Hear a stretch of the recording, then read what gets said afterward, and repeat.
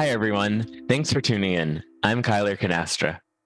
And I'm Shaheen Samavati. We're your hosts of the Content Mix podcast. Today, we're going to be talking about managing remote teams, something that's become a hot topic since lockdowns happened across the world in 2020. But at VeraContent, it's something we've been doing since we started in 2016. And Shaheen and I both have a lot of experience on this topic. So today's episode will be a discussion on remote work, where we share our own experiences and the best practices we developed over the years. So to start, I guess, the conversation, Shaheen, what do you think are some advantages of managing a remote team in general? Yeah. Well, so like I mentioned, I mean, this is something we've been working. We kind of worked with a hybrid model before the lockdown time, and then we switched to complete remote work. And even now, we've gone back to kind of hybrid again.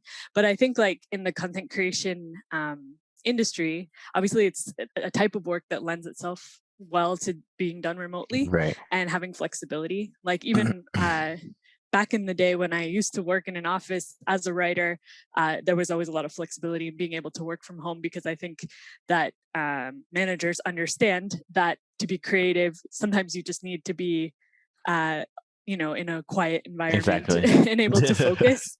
So I do think that is like that, being able to choose the environment that you work in and having that focused time to write, I think is important for writing teams. So it really allows those creative juices to flow, essentially, if you're Totally. able to be in an environment that's conducive to you. And then I think like from a management perspective, obviously like a big advantage of having a remote team is that you're able to hire people anywhere in the world. And that's been like a huge advantage for us because we're a global content agency and we're working with writers everywhere in the world. And also, I mean, so in our case, we have like writers who are freelancers, and that gives us a lot of flexibility to hire people from anywhere and have people who are in the markets who really know the languages and stuff. But then we also have our core team is also remote. So that's our project managers and our editors and our management team, including ourselves. So, and yeah, I think, well, when we first, it's given us the flexibility. Like it's kind of an advantage. I mean, it's definitely an advantage for the team to be able to live and work from where they want. So, when we went fully remote, we used to be all based in Madrid.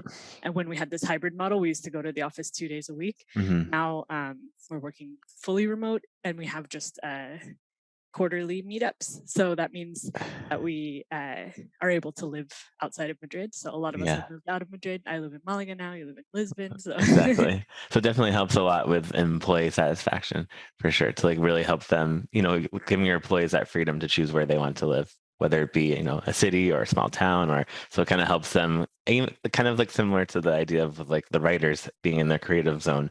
It helps people to be in an environment that makes them happier, whether you're working in management or if you're writing the content itself. But I also think like in terms of our work in social media, it's something that's really been an advantage for us because we get to manage community managers that are working in each market.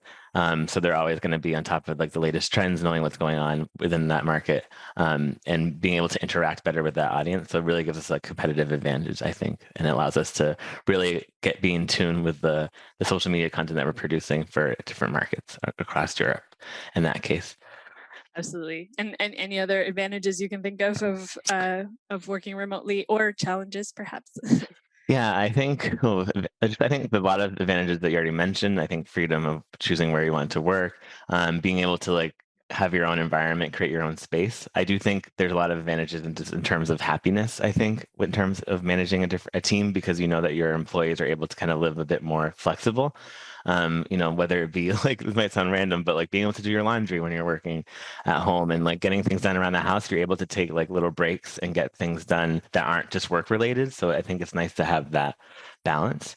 But I also think there's a lot of challenges that come with managing a remote team. I think one of them, the most obvious one, is communication.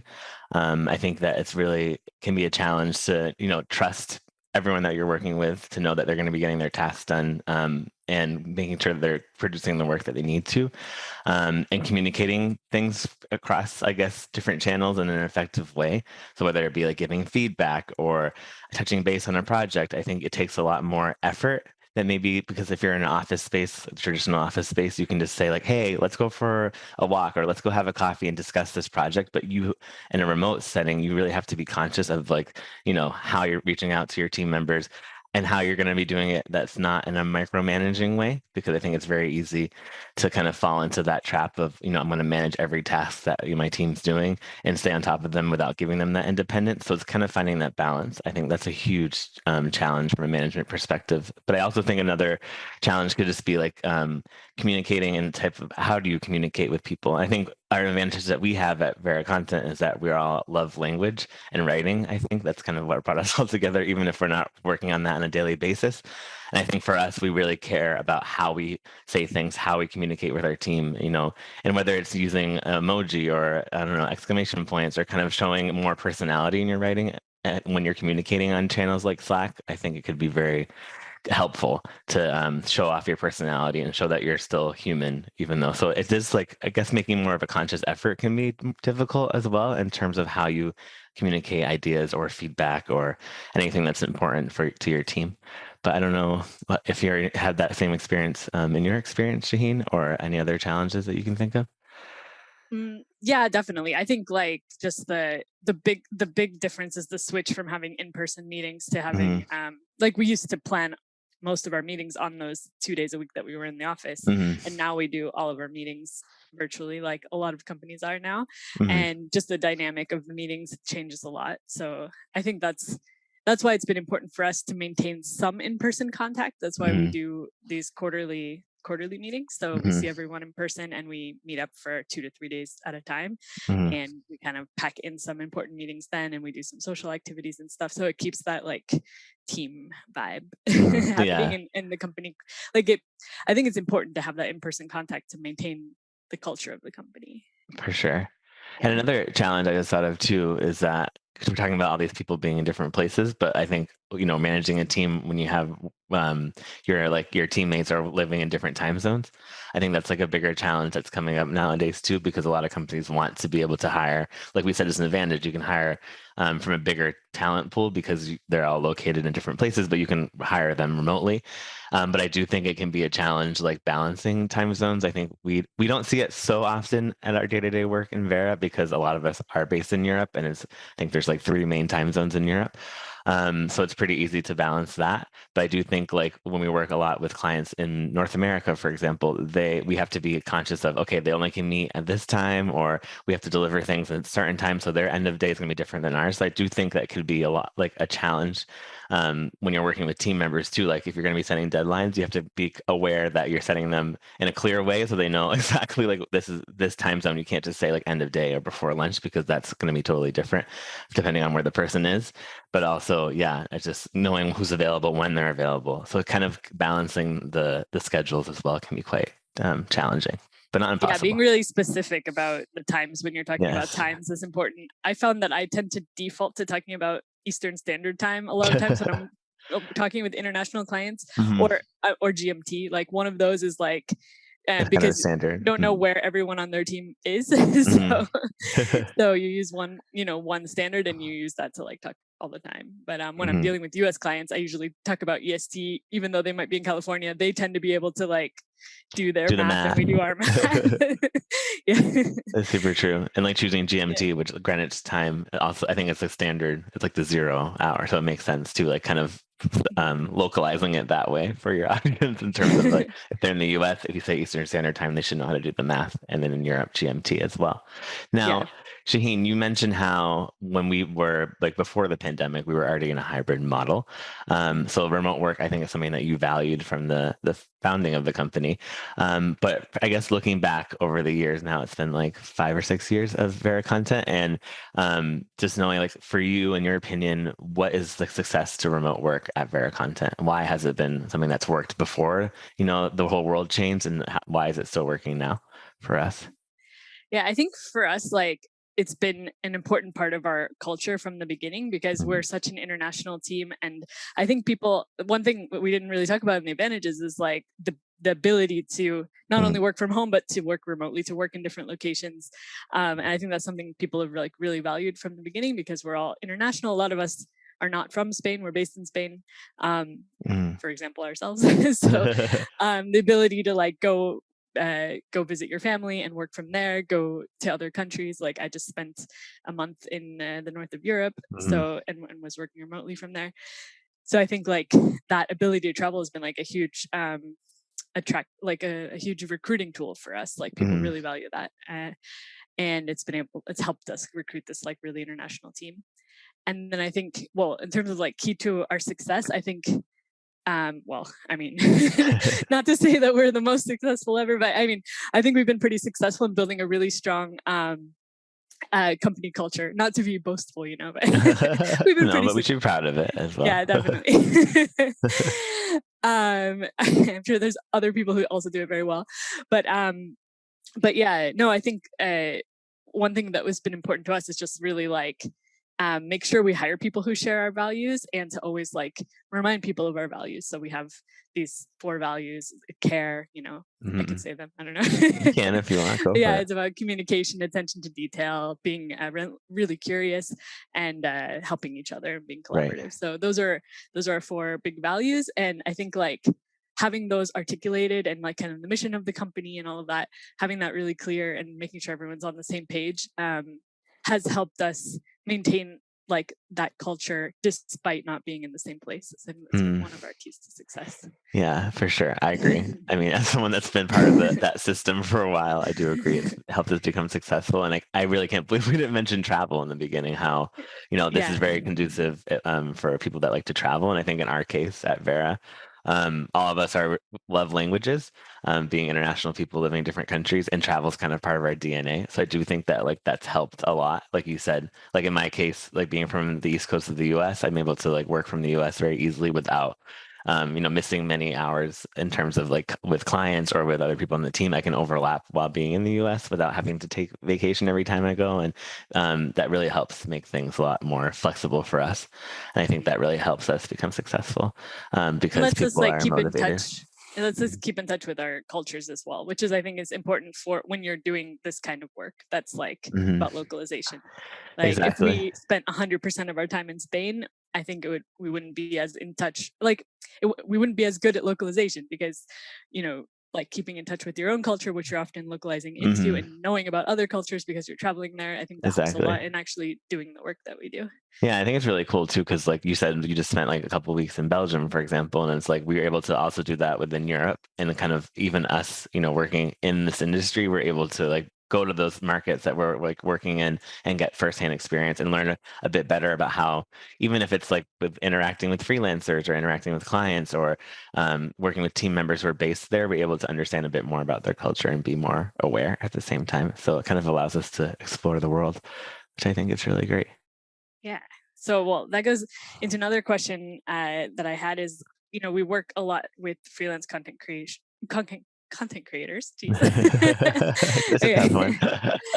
um, in addition to our in-house project managers Mhm. and editors, and you've worked a lot with freelancers, and you're in the past as a project manager. So, can you Right. talk a little bit about how we build those trusting and long-lasting relationships For with them? sure.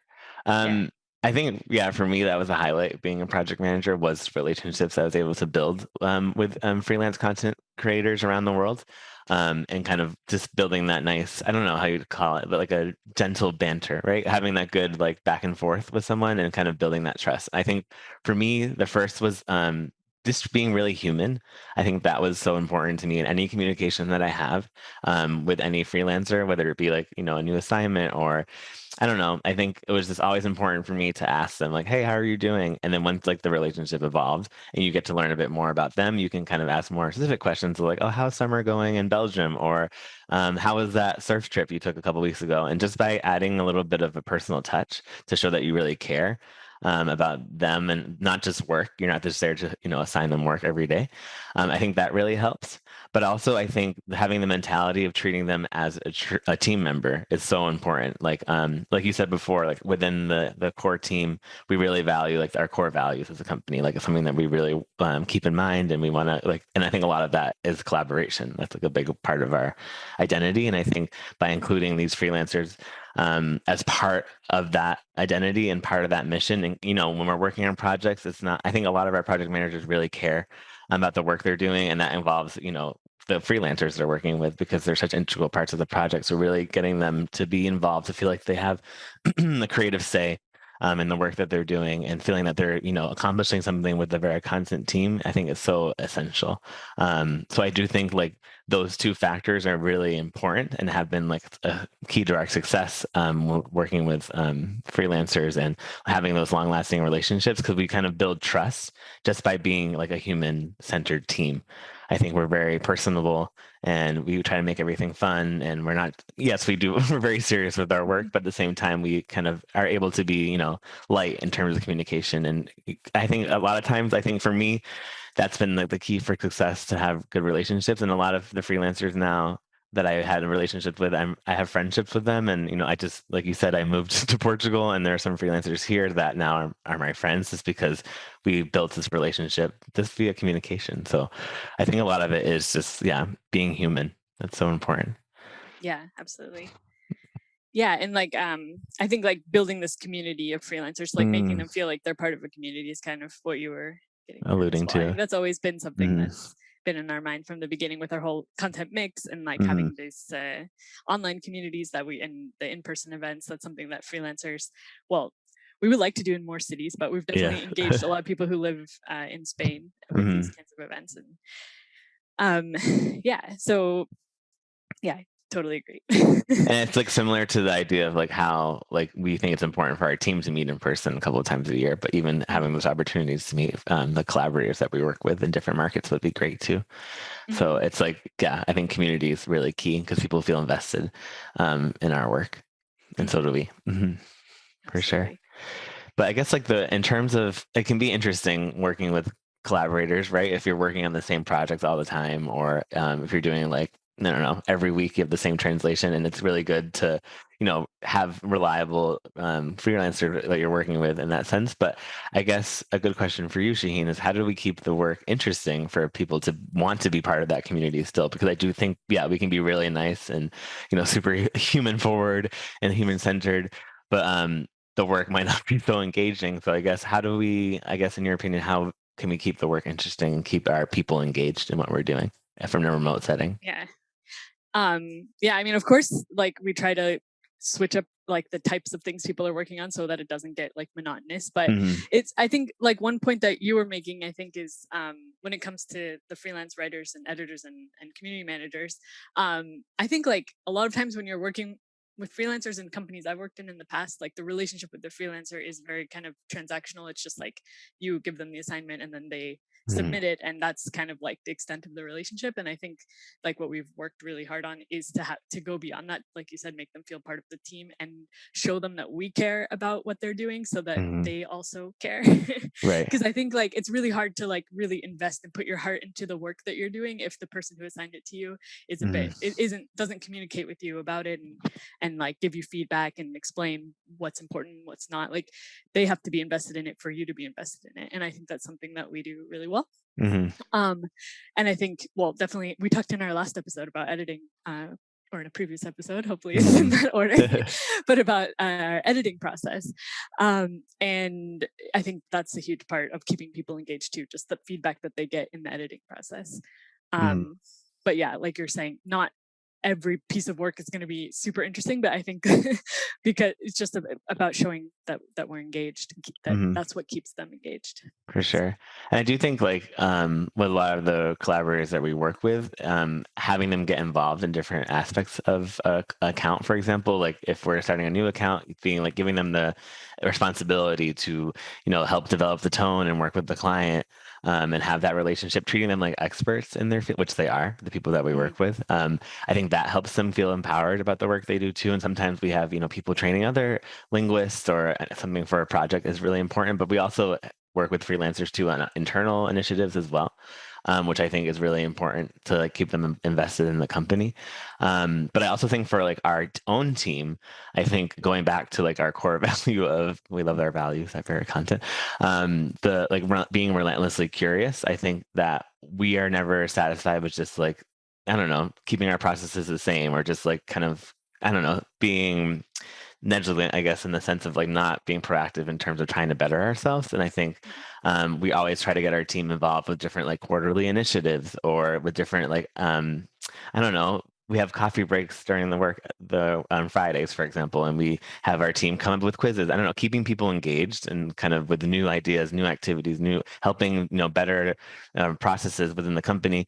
I guess like not making it just about our daily work, but kind of helping them have kind of maybe more short-term goals and long-term goals for the company, and kind of seeing how our team can be empowered, right, to want to keep learning and to keep growing. I think we do a really good job at that, and that helps people stay more engaged. Because if we're just, doing our standard work every day, yes, I'm sure it's the project we're working on are very, very interesting, but to give our employees to something else that's kind of helps the company as a whole and keeps them engaged in that way, I think really helps keep the job dynamic. Because yes, some things are very repetitive in the work we do because we're producing content, and we have to adhere to schedules and stuff like that. So yes, it can be sometimes monotonous, but at the same time I think we do a really good job by like not inspiring people, but encouraging them to really, yeah, maybe inspiring, encouraging them to, have a stake in like our future as a company, and knowing that like their a little initiative could be a very small initiative, but how big of an impact that will have on the team. So I think we do a really, really good job about allowing people to take their ideas and run with them. Yeah, and from like an operational perspective, I think like the tools we've put in place to like collect feedback from the team have been really important for engaging people, and also just like really listening to them and implementing their ideas.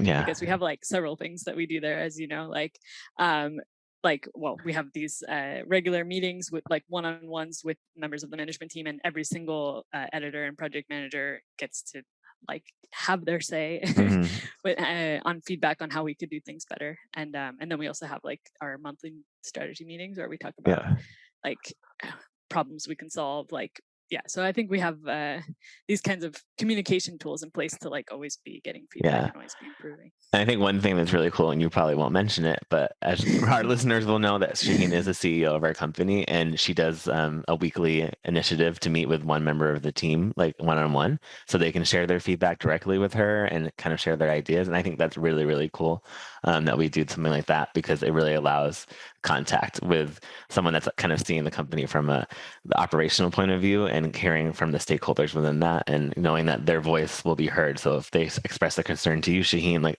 I've seen it in action, you bring that to the table, we discuss it. Like I think that really is such a cool way to have people be engaged too, because they know that their voice is going to be heard. And just like you're not this figure that sits in the distance, like you want to make contact, you want to get to know them as well. So I think that's really, really cool for sure. Absolutely. And of course, Kyler does the same thing with clients. Like I do. to them and their feedback. So with regular meetings as well, which is super important. Like getting feedback from all the stakeholders to carry through. Now we're talking about meetings, a lot, video meetings. And I think the big question that we've heard for the past like 2 years has been like, how do we make sure that our team, for example, doesn't burn out on video calls and being connected all the time? So Shaheen, in your opinion, what are some like good practices to avoid video burnout and just like feeling like you have to be connected to your computer or your phone all the time? Yeah, that's a good question. I haven't like completely solved this. I think it's hard to balance when you are doing like all of your work on the computer. I mean, personally, I try to like cluster meetings. So I have like a time of like certain times of day that I do certain types of meetings, and then try to have other parts of day where I don't, right? So I cluster most of my meetings in the morning, for example.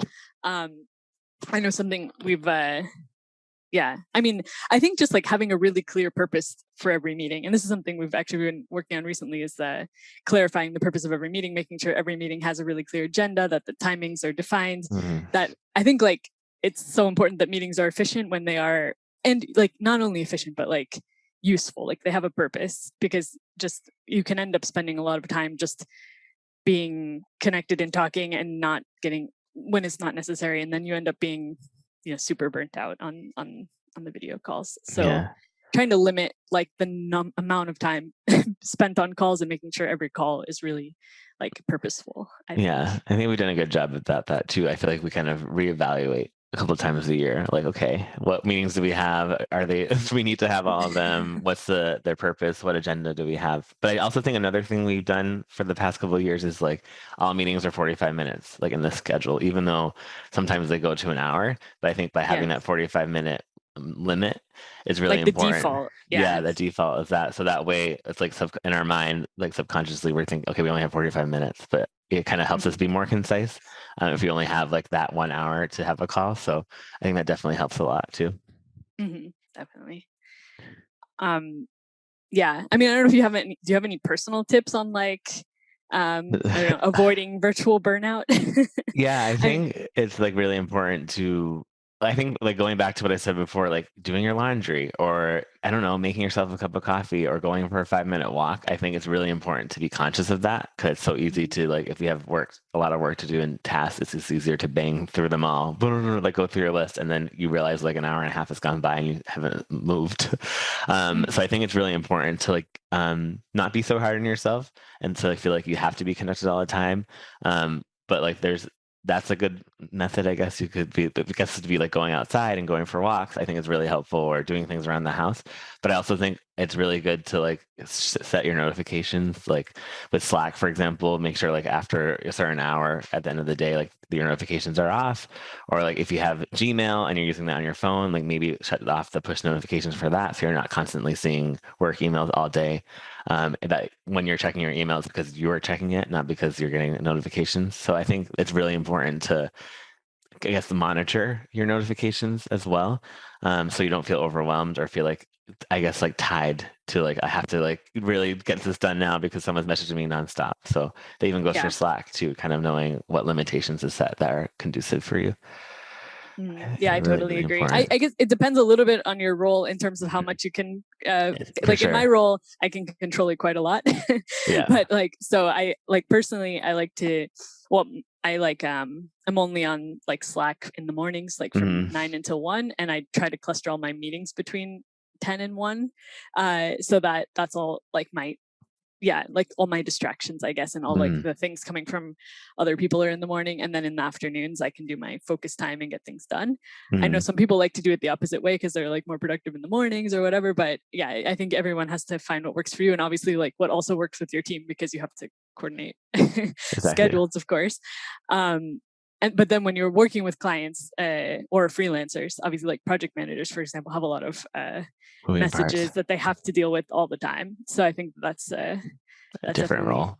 it's different. But I do think that you still can, even in a role like that, like put yourself more in the driver's seat by like um like managing your notifications in a way that like you're not constantly getting notifications, like but that you're checking in at certain times so Hmm. that you're always answering like in a prompt way, but not like being distracted every time a notification comes in. For sure. I think that's really Yeah. important as well. And I also think like what we do from a management perspective is that we give a lot of our employees independence. So like we're not, when we write to them, we don't expect the message like instantaneously. Or I feel like we're able to, if people want to like allocate 20 minutes every hour to writing back to people or sending emails, stuff like that, and then focus on other things like in concentration mode or, we allow them to do that. I think that allowing people to feel more empowered over how they are connected, and how they like receive their notifications is really important because everyone's different. Some people really like, I don't know, the constant notifications like that gives them a rush and I don't know, that helps them get through the It day. makes them feel productive, yeah, that they're like Exactly. constantly knocking things out. So I think by Yeah. recognizing how all of our employees are different in the way they work and kind of embracing that and letting them run with it, it really helps people not feel like to get that burnout either because it's on their own terms rather than what we tell them to do, for example. Yeah.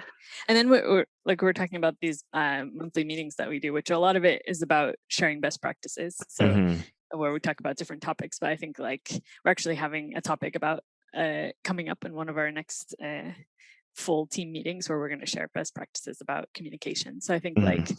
just the sharing what works for others who are in a similar role, like I think really helps people like find their groove. Completely, for sure. Now, I do think like a lot of us, to another question that's come like goes hand in hand with the burnout is kind of Mhm. maybe how can you stay productive and like healthy in terms in like your working space, your home environment while working fully from home?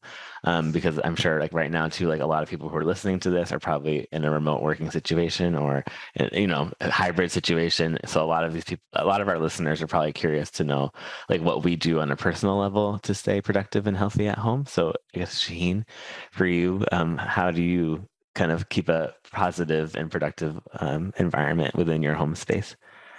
Yeah, I mean, I think having like a dedicated work area is really important, and I think Mhm.